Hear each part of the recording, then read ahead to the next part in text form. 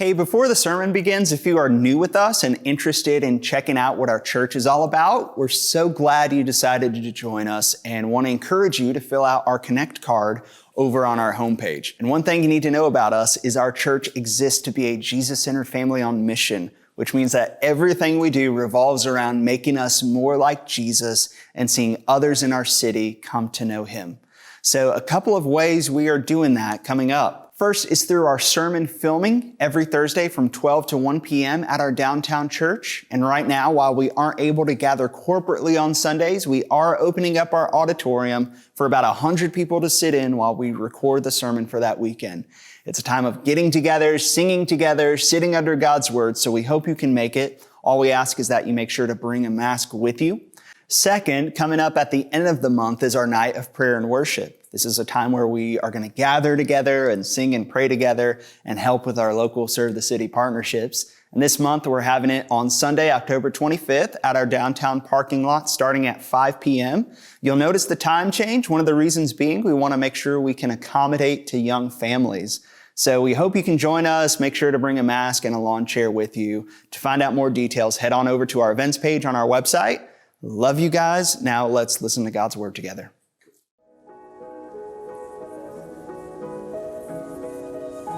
Hey, Midtown family. I'm Brian Stewart. I'm from Midtown, Lexington, and today's scripture is Matthew chapter 5, verses 38 through 42. You have heard that it was said, an eye for an eye and a tooth for a tooth.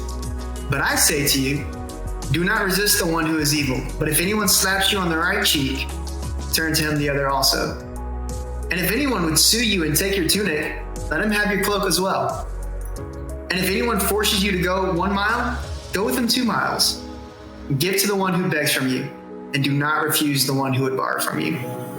This is the word of the Lord.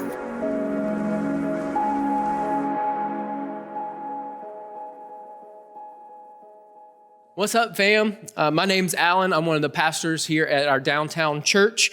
Thanks for joining me. Today, we are going to be in Matthew chapter 5, starting in verse 38. So if you would, please read together with me. You've heard that it is said, an eye for an eye and a tooth for a tooth. But I say to you, do not resist the one who is evil. But if anyone slaps you on the right cheek, turn to him the other also. But if anyone would sue you and take your tunic, let him have your cloak as well. And if anyone forces you to go 1 mile, go with him 2 miles. Give to the one who begs from you, and do not refuse the one who would borrow from you. So these scriptures are some of the most well-known passages in the whole Sermon on the Mount. These are the ones people remember the most. In fact, I was talking to my life group and I was telling them I was preparing for this sermon. And as soon as I said, turn the other cheek, a guy was like, hey, have I told you of the story that time when I was in 6th grade and I got into a fight? And I was like, no, you hadn't told me. And I know where you're going. And that's not exactly what Jesus is pushing into here. And so part of what we have to do today is we have some preconceived notions of what these passages mean, what these verses mean. And so we gotta do some unpacking. I'll actually say that for us as 21st century Americans, if we just jump straight into applying Jesus' words here, we're going to probably misunderstand the point he's trying to make. And so we got some work to do. Before we unpack this passage, I need to help you understand how would the original audience hear what Jesus is saying? What would resonate with them? And as we understand where they're coming from, it's going to help us understand what Jesus is actually trying to say and then how we can apply it into our lives. So let's start with some cultural background. Anthropologists suggest that shame and honor was the core social value of Jesus' day. It was, so to speak, the currency. Where for us as Americans, we would oftentimes give up honor in order to gain money. For Palestinians, they would rather give up money to gain honor. Americans typically experience shame when we don't live up to our own expectations. While Palestinians, they experience shame when they don't meet or live up to the rules and expectations of their family and their community. So it's just a different context for them. And so I want to give you a couple of definitions, and then I want to help you understand some of their everyday life. The first one I want to start with is honor. What does it mean by honor? Honor is the worth, value, and prestige of a person. It's similar to the concept of reputation. It's your value given to you by those around you. What do people think of you? Honor exists only in the eyes of the public who expect certain things and evaluate individuals based off of their expectations. In this culture, honor was not merely for the individual, but it impacted the family and the group as well. So it's this shared sense. If I receive honor, my family receives honor. If my family receives honor, I receive honor. And the inverse of honor is shame. Shame is the loss of worth or value or prestige. It's to be disgraced or dishonored. It's an unfavorable public perception. Oftentimes in this culture, shame was used as a tool to control behavior and protect norms. People conform to the rules and social pressure because of the threat of shame. And just like honor, shame was also shared by the family and the group. One could bring honor or shame to their families. Just a little bit about honor is honor can be ascribed. What I mean by ascribed honor, your status of your family in your community would dictate how much honor you had. Whether you are male or female dictated how much honor you got. Men were honored more than women. Your birth order actually determined how much honor you got. The firstborn received the most honor. The lastborn received the least amount of honor. So a firstborn male gets the most honor in a family. The lastborn female gets a little to no honor in a family. You can also achieve honor. This refers to your reputation and fame, earning it by your own merits. Anytime that you gained recognition for your achievement, you were able to gain honor. And so how does this impact everyday life? So in this culture, there was this subtle understanding that honor was a zero-sum game. What I mean by that is that there wasn't enough honor to go around. If one person's honor went up, that means someone else's had to go down. So it was a limited commodity. Therefore, there was a constant push and pull for this limited resource. Nearly every social interaction dealt with honor. And honestly, if we just think about it, it gives us a little bit of context about all the heightened amount of envy and jealousy that Jesus, his whole life evoked. From his very, very birth, he was threatened death because there was a constant threat that he would take someone else's honor. And so this is kind of the outworkings of what life looked like. Practically, a lot of public interactions would include what scholars kind of talk as honor games. This idea of, and they use the term challenges and repose. It just means that somebody challenges and somebody counterattacks. It's kind of like fencing terminology. Somebody strikes, the other person strikes back. And this consistent interaction of challenge and challenge back. Some of you were able to watch the debacle or debate, whichever way you want to view it the other night. In that, you get a good example of honor games. So let me illustrate you the pattern of an honor game. Usually it begins with someone making a claim to honor. So I don't know if you remember in the debate, we won't name candidates, but someone was talking about how smart they were. So they made this claim of honor. The next person then refutes that claim.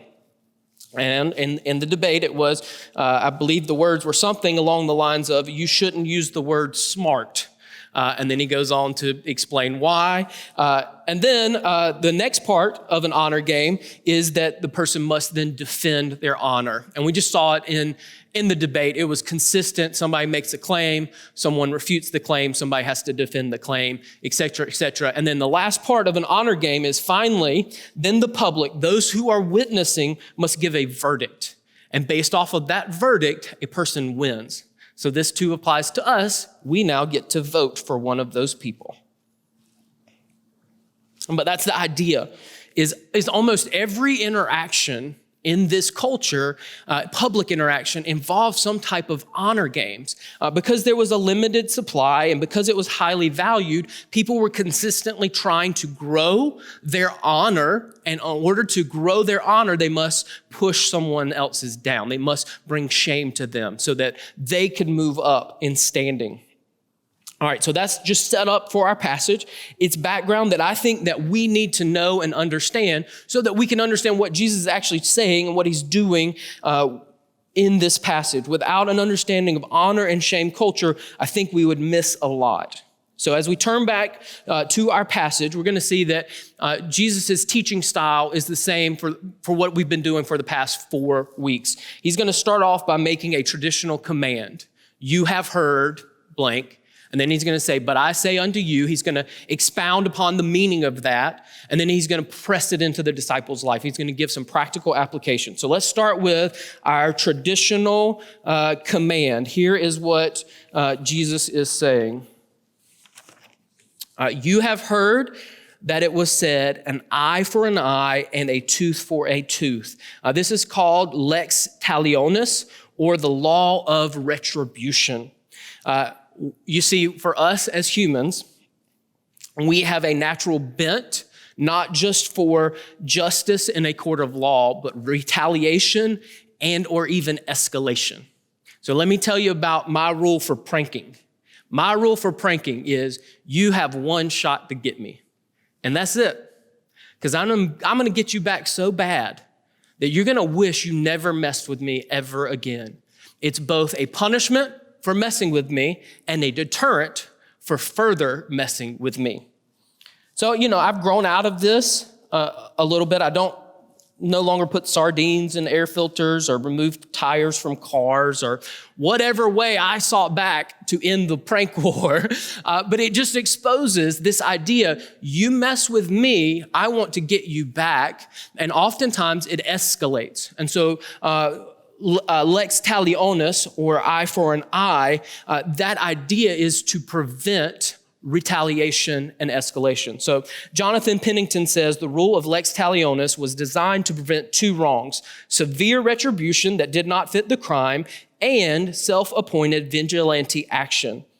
It is all too easy for revenge to quickly get out of hand and for the one seeking justice to be controlled by passions and for well-intentioned responses to become violent reactions that often end up doing more damage than the original crime and spiraling into more violence and instability. This is why the lex talionis exists and why it continues to be part of our own justice system in the West.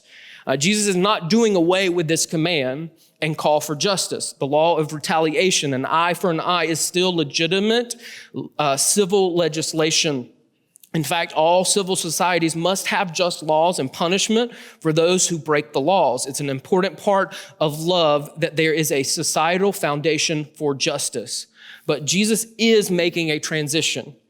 This is what you know, he's telling you. You're familiar with this. This is what you're used to. But now as my disciples, I need to press it more. And what Jesus is about to do is he's about to mess with their understanding and way of life. So let's pick up with his expounded meaning. He says, but I say to you, do not resist the one who is evil. The word resist there, the Greek word there, it means to set oneself against. And when it says the one who is evil, its implication is someone who unjustly attacks you. So Jesus says we are not to set ourselves against someone who unjustly attacks us. We don't oppose. We don't seek to get even. We do not pay back. Often this word was used referring to law and case law. And Jesus is honestly saying we don't take to court. So, all right, think back to our discussion about honor and shame. Another way to view what Jesus is saying to his disciples is you must stop playing the honor game. When you are attacked, you must stop responding. In Jesus' day, people were applying eye for an eye, tooth for a tooth to retaliate against minor offenses and insults. So think back to the Beatitudes from the first part of Matthew chapter 5. Jesus is telling his disciples, you find honor Blessed are those. You find honor from me, so you don't need to find honor from those around you. Jesus is saying there is freedom from the honor games. There's freedom to not have to fight for your honor. There's freedom to not have to retaliate when you are shamed. So now Jesus is going to teach this application of his teaching by using 4 different scenarios. He's going to give us 4 cultural applications of do not resist. 4 applications of do not set oneself against someone who unjustly attacks you. These 4 examples are often called examples of non-retaliatory righteousness. In each of these 4 scenarios, someone is being publicly shamed. They are being dishonored in front of others. And Jesus is teaching his disciples a new way of responding. Freedom from having to self-defend, freedom from having to prove oneself, freedom from having to earn your place in society. Jesus is giving them creative ways to assert their honor when they have appeared to be helpless victims. So these are real life scenarios for the disciples. They are not so much real life scenarios for us.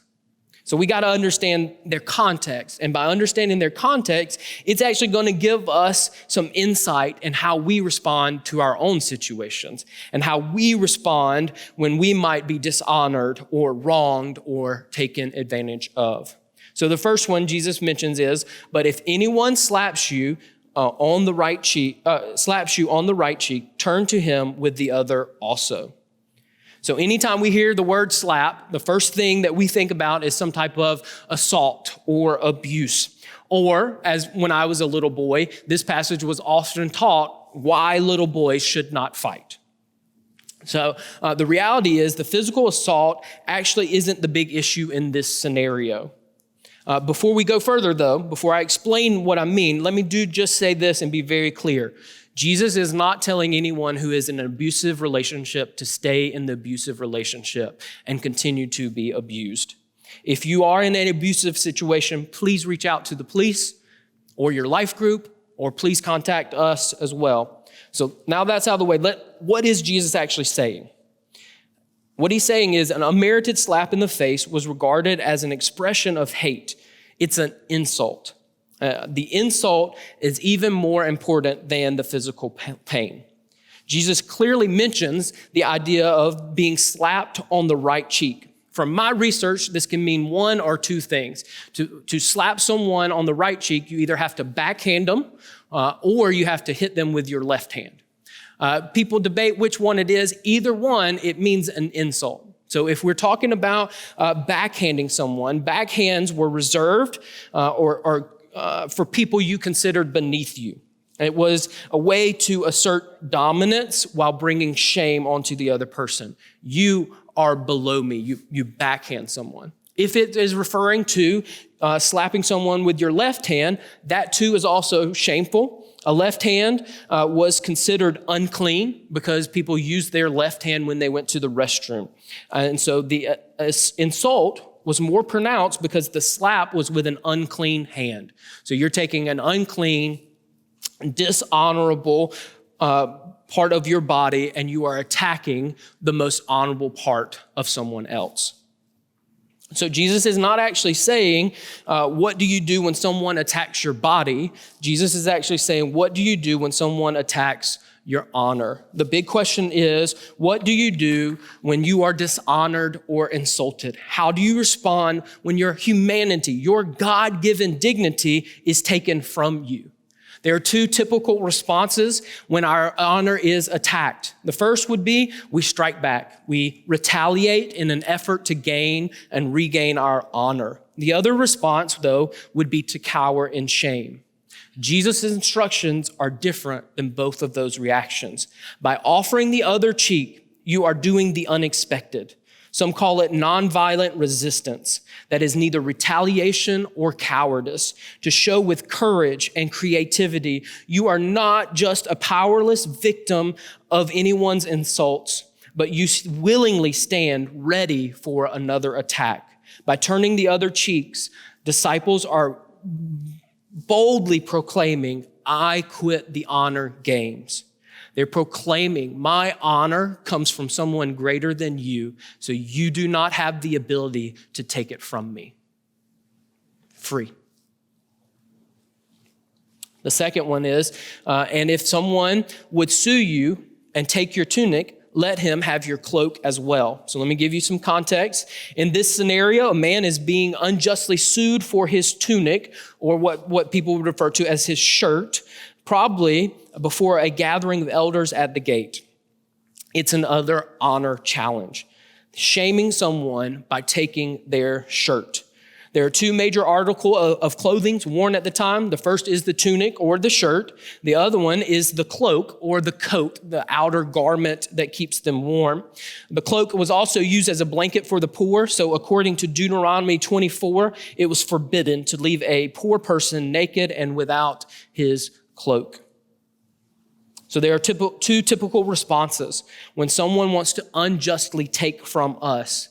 The first response is we fight back. We try and regain our possessions, or maybe we even counterattack and try and gain their possessions. We try to protect our stuff. The second one is, in shame, we just hand over whatever the person asks for us. Jesus says, if someone demands of your shirt, then give them both your shirt and your coat. By giving your cloak as well, the disciples are again able to do the unexpected. They actually win by losing. With courage and creativity, they are able to show that they are not just powerless victims of exploitation, but they are willingly giving up more than what was asked for them. By giving up our cloak as well, we proclaim, I don't play the honor game anymore. My honor comes from someone greater than you. You cannot take it from me. The third one is, if anyone forces you to go the extra mile, go with him 2 miles. So what Jesus is talking about here is the people of Israel were under Roman occupation. They were forced to submit to Roman law, to Roman rule, and Roman exploitation. They were a defeated people living in submission to their enemies. They were, in some regards, powerless. One of the ways that Roman soldiers took advantage of them is that at any point in time, they could ask a Jewish citizen to carry their baggage for up to 1 mile. It was an exertion of power. It was degrading to force someone to carry your possessions. So when Jesus says go the extra mile, what he is saying is the typical response when you are being exploited is to fight the power with resistance and rebellion, similar to what the Zealots tried to do in Jesus' day. Or the other option is to shamefully and powerlessly comply. Jesus' instructions, they call for a third option, a nonviolent resistance. It's not retaliation, nor is it cowardice. It is to take the bags, to start walking, but to keep walking, to show with courage and creativity that you are not just a victim of oppression, but you willingly give up your time and your strength. By going the extra mile, the disciples are proclaiming, I don't play your honor games anymore. I find honor from God, and I don't need honor from you, and you can't take it from me. And the last one is, give to the one who begs from you, and do not refuse the one who would borrow from you. What Jesus is talking about here is, I think he's actually talking about a very specific type of beggar or borrower. He's not, here's how I know that. He uses the same context. Do not resist the evil one. So the implication is the beggar or the borrower is evil. So we got to ask the question, why? What makes them evil? In this situation and scenario, I think it means what Jesus is referring to is not just someone who is poor, but someone who has lost honor. To the dishonored, the shameful, who has been ostracized or cut off from both his community and his family. Not just poor, but those who have been exiled. So the way that Jerome Neri would say it is, those disinherited or banned as suffering a frightful social stigma in the village as disobedient and rebellious sons. They clearly lose honor and so become shameful, at least in the eyes of their neighbors. They would not be the objects of compassion or sympathy. They got what they deserved because they did not suffer because of misfortune. They experienced shame from family and kin for their rebellion against family tradition. So think back to the story of the prodigal son. He rejects his father. He wastes his inheritance. He's left destitute.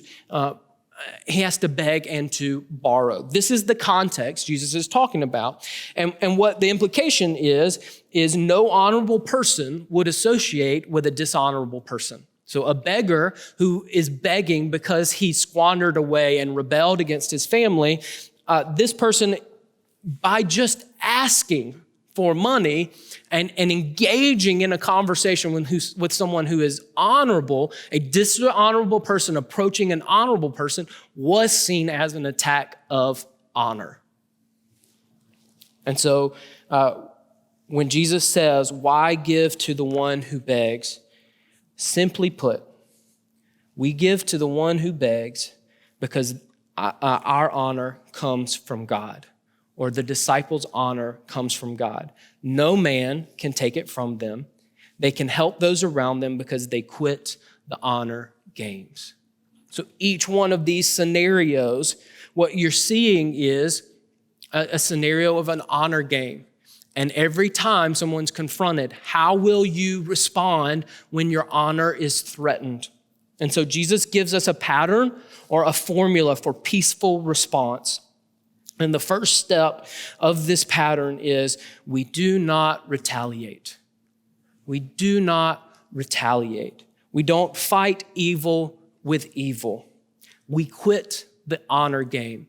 Part of it is what is said in Romans chapter 12. God declares vengeance is mine. And if vengeance is the Lord's, then it doesn't have to be ours. We don't have to make things right. We don't retaliate. And the second one is we remember that our honor is given to us from God. We don't need the honor of men if we have the honor of God. He supersedes everyone else around us. And the third one is because our honor comes from God, because we're not going to retaliate, now we can respond with courage and creativity. So now the big question is, how does this all apply to us? How does this apply to us? What do we do when someone tries to rob us of our honor? What do we do when someone treats us less than them or makes us feel less than them? Our culture is not rooted in honor and shame, but most of us do care about our reputation. Most of us do take offense if we are insulted in public or if we're mistreated. The reality for me and for you is that our instinct will always be to fight evil with evil. We'll always desire to retaliate. Now, it's going to look differently for many of us because some of us are prone to fight and others of us are prone to flight. Some of us are, as Brandon talked about last week, good by nature, and others of us are kind. Or as John talked about it a few weeks ago, some of us rage outwardly and others of us rage inwardly. So let me give you some ways that you and I are prone to retaliate. I want you to see this, that this is embedded in us and that we'll naturally do it if we're not aware of it. Some of us retaliate with an eye for an eye, an insult for an insult. We mistreat because we have been mistreated. We attack back or humiliate. So I see this in my household. Oftentimes, it would be something like, why did you headbutt your sister? Because she elbowed me. Oh, you feel justified in attacking back. Why is your tone so aggressive? Why are you so mean right now? Because my sister hurt my feelings. Like, it's just intuitive for us. We want to retaliate. We want to get back. For others of us, we retaliate with gossip and slander. So instead of insulting someone to their face, we insult them behind their back. And our goal is we want to get other people to be just as offended as we are at the person. So we retaliate by getting others to be mad as well, or to slander, to talk badly about people. Others of us, we don't retaliate to their face or behind their backs. We just stuff it down with bitterness, and we hold a grudge. We rage inwardly. And our sense of retaliation is, I get to be permanently mad at you. And lastly, one that I think I've seen more than I like is people retaliate with abandonment. I'm going to cut off the relationship. My retaliation is you don't get to be a part of my life anymore. You're dead to me. I'm done with you. We retaliate by severing relationship. So for us, what does it mean to not retaliate? What does it mean for us to turn the other cheek? What does it mean to give our tunic? What does it mean to go the extra mile? What does it mean to give to the one who begs? A guy named Michael Atchison wrote, for when we turn the other cheek, give away our cloak, or keep walking, we are undermining the offender's power over us by acting with a willing attitude. Moreover, we are not allowing the burden of vengeance or bitterness to rule us. Above all, we are displaying the power of God at work in us, for he is patient with the unjust. So let me just give you some scenarios that I think might come up in our lives. When you are insulted or offended in your life group, what are you going to do? How do you respond? When we are in a polarizing political season, and the odds are not everybody in your life group agrees with your political opinion. And if you're being family and you're having real conversations and you're talking about politics and your political opinion, the odds are someone's going to say something that offends you. They're going to insult you. Why do you believe that? How could you believe that? Whatever it might be, how do you turn the other cheek? I think one of the implications of turn the other cheek is that it means that you're going to stay connected. Still be vulnerable, and you're not going to leave. Because our honor comes from God, we're able to remain in relationship even when we're insulted, mistreated, or attacked.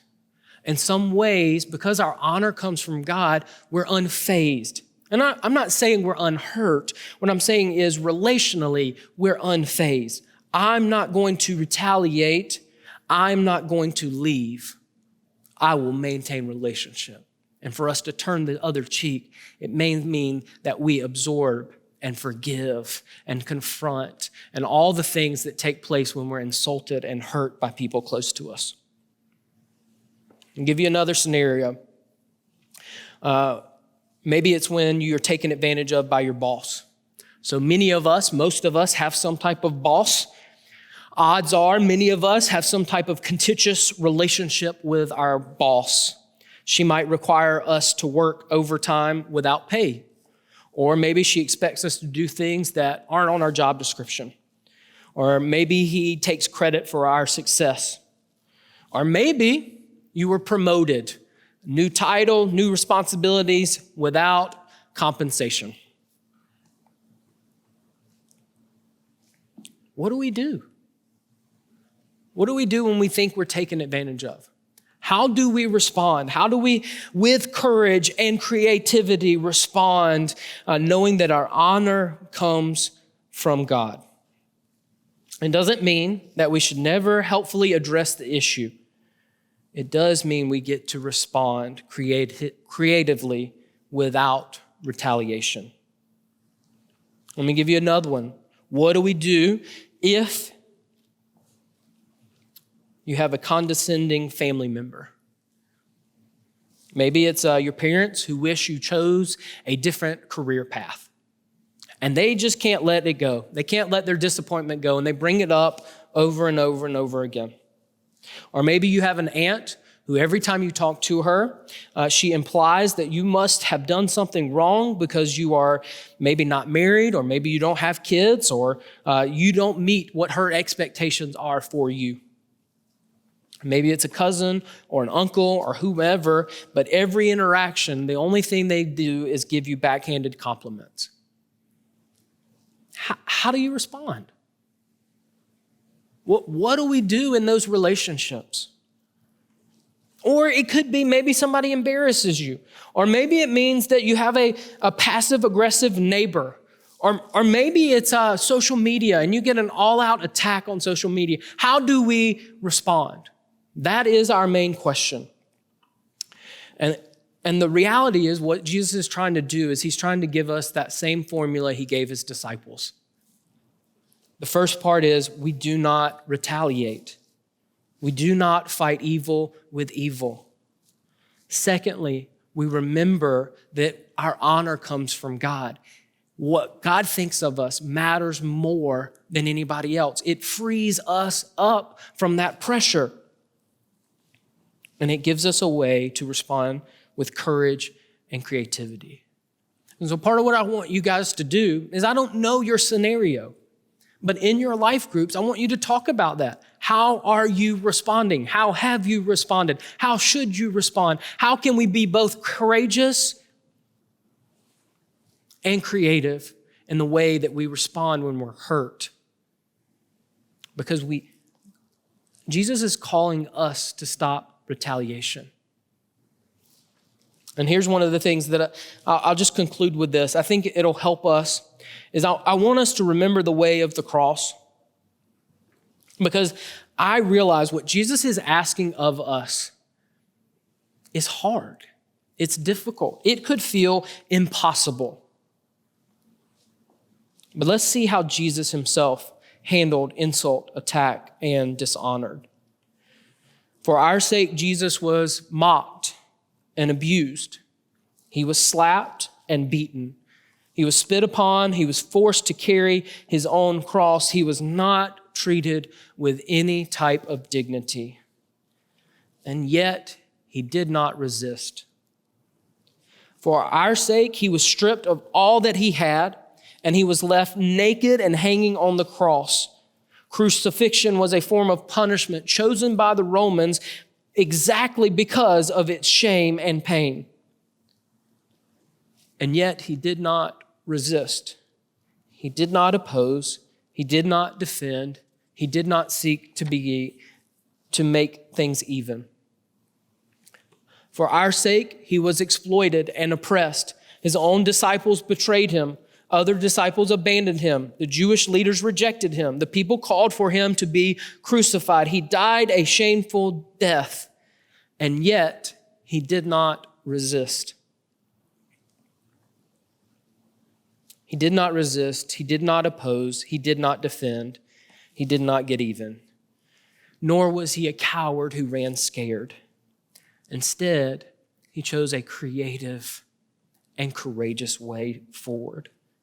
John 10, verses 17 and 18 say, "For this reason the Father loves me." This is Jesus speaking to his disciples. "For this reason the Father loves me, because I laid down my life that I may take it up again. No one takes it from me, but I lay it down on my own accord." He gave everything, all he had, all of himself. His act of love was to rescue and redeem a people for himself. And now he's calling us to follow in his way. Let me pray for us. Jesus, thank you for your love and grace. And as we are just reminded of all that you gave up for us, all that you did and suffered and died in our place, you were insulted and beaten and spit upon.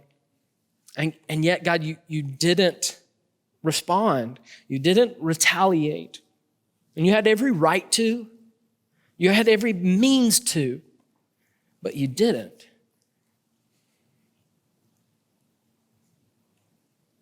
And God, I just know as I've been wrestling with this text, God, this is hard. This is hard for me. I like to be justified. I like to be vindicated. I don't like to be insulted. I don't like people taking advantage of me. I always want to stand my ground. And there's a multitude of ways that we as a people want to retaliate. And so, God, I just pray that you would work in us. God, that you would free us up from the desire to retaliate, that we would know and recognize that our honor, our value, it comes from you and not the people around us. And that means we don't have anything to prove, and we don't have to make things right. And God, with grace, teach us, help us to be a people who respond with courage and creativity. May we do it for our own good, but also for your glory. We ask this in your name. Amen.